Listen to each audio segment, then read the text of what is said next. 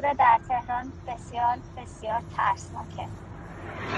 وای وای وای وای.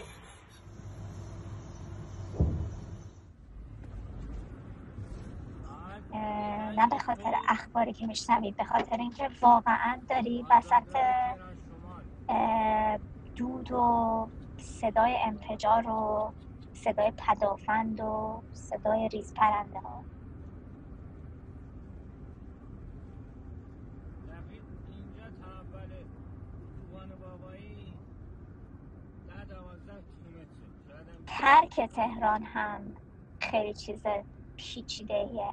تازه اگر تصور کنیم که خوششانسی و جای داری که بری، بگذاریم که خیلیا مثلا شهرهای مادری و پدریشون هم جاهای قابل رجوعی نیستن. بنزین نداشتن، تمام کرده بودن.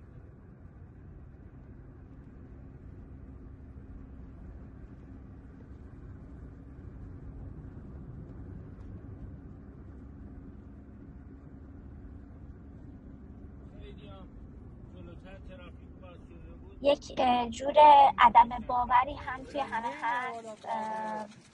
واقعا در مثلا یه روز اول، روز سوم، چهارم نمیدونم، آدم ها مثلا فردای اون بمباران های شب اول به زندگی عادیشون برگشته بودن.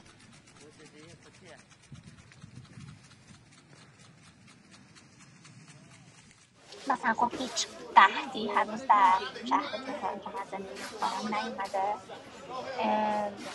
تصور این که حالا مثلا میریزن ملت و همه چی رو میخن، چون واقعیتش اینه که حالا بهترین از این که اصلا اونقدر نقدینگی آدم ها دارن که با این قیمت ها تعداد زیادی چیز بتونن بخرن بذارن تو انبارشون.